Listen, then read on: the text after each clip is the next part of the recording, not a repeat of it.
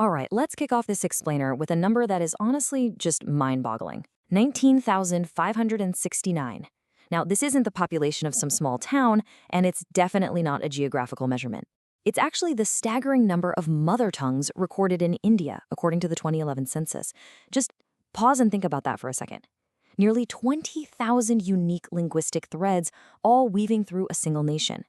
So how on earth does a country with that much inherent difference manage to stay intact? Well, welcome to this explainer, where we're going to decode the incredibly complex socio-cultural fabric of India. Today, we're going to look at this fascinating nation as if it were a massive, finely tuned set of scales. We'll be carefully weighing its immense diversity on one side against its incredibly powerful unifying forces on the other. Because really, it's a masterpiece of sociological equilibrium.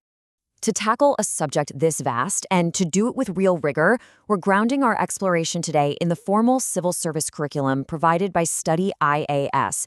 We're going to break down these concepts exactly as they are taught to the future administrators of the nation, bridging academic theory right into real-world reality.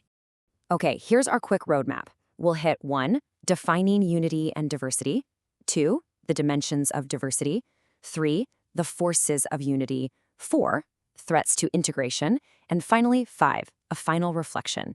Basically, we're setting up that conceptual balance scale and then looking at what's trying to tip it. Section 1.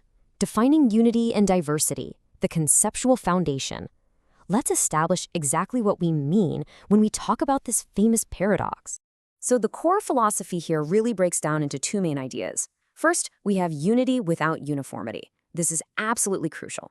It tells us that unity doesn't mean everyone acts, looks, or thinks exactly the same way. Instead, it relies on shared history, shared geography, and a pluralist democracy to hold people together. And on the flip side, we have diversity without disintegration. This is all about celebrating our distinctions, whether that's race or religion, without creating those harsh disparities that causes society to fracture. It's a very delicate, highly intentional balance. Moving on to Section 2. Dimensions of Indian diversity. The weights on the scale. Let's start piling the weights onto the diversity side of our scale, starting with the sheer volume of India's demographics.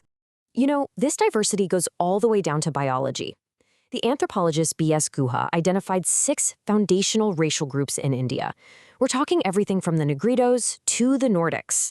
And what this shows us is that the physical, biological roots of the subcontinent are incredibly varied. It is, quite literally, a melting pot of human origins. And then we look at religion. According to the 2011 census, this secular state is home to a massive intermingling of faiths.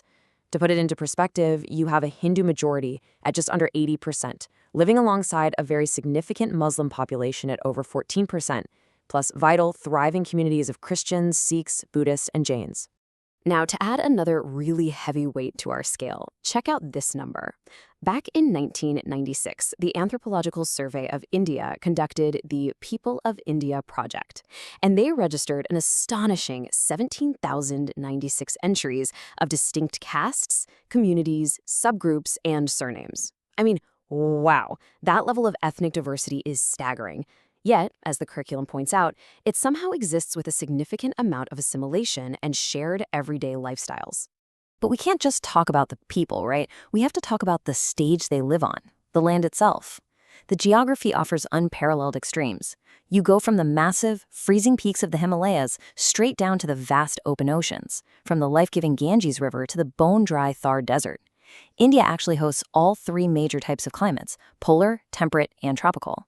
And these hard geographical boundaries drastically shape the distinct regional cultures you find across the nation. Section 3. Forces of National Unity, the counterweights. Let's pivot to the other side of our scale and figure out the glue holding all of this together. First up is the structural glue. Despite all those regional differences we just talked about, there is a powerful homogeneity in national governance. This is driven by a standard 3-tier system of government across the board. Alongside that, you have a living constitution, constantly adapted via amendments to meet the modern needs of the day.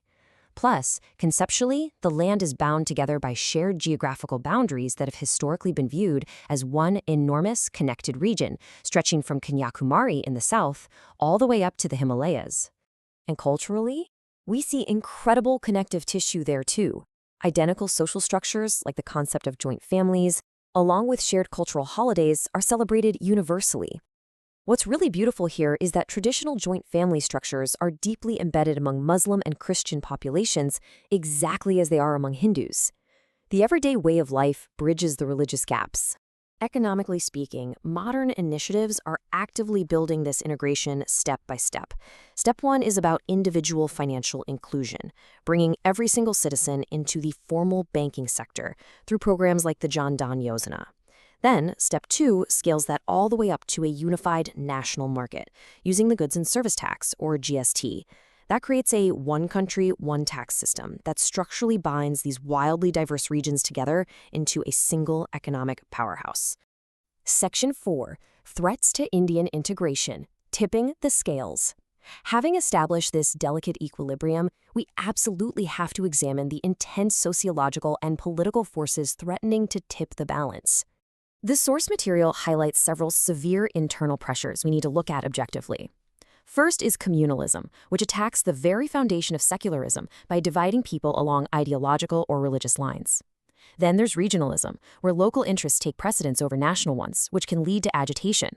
We also see casteism. The source notes this is frequently cited as the most deeply rooted, unchangeable aspect of Indian society, leading to spilt loyalties.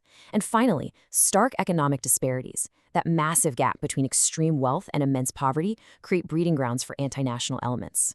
Furthermore, physical geography itself can create serious friction. Geographic isolation, particularly up in the northeast, has historically led to underdevelopment and infrastructure challenges.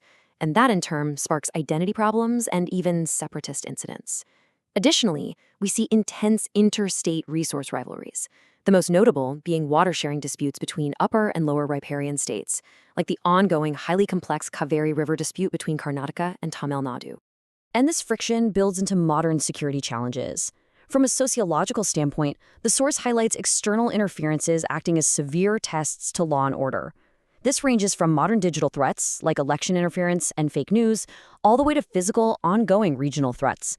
That includes separatist movements in J&K, the Khalistan movement, and the Naxal Mao's insurgency. They all act as heavyweights trying to break the scale. Section 5. The final reflection, applying the balance. Let's wrap this up by looking at how academic institutions challenge future leaders to apply everything we just talked about. I want to leave you with this actual civil service exam question to provoke your own thinking. In the context of the diversity of India, can it be said that the regions form cultural units rather than the states? Think about what that really means. Does this immense 19,000 language-deep diversity mean that shared lived culture actually defines the true borders of the people, far more than the political state lines drawn on a map? It is a profound question about identity and the very nature of what makes a nation. Think about it. Thanks so much for joining me on this explainer, and keep learning.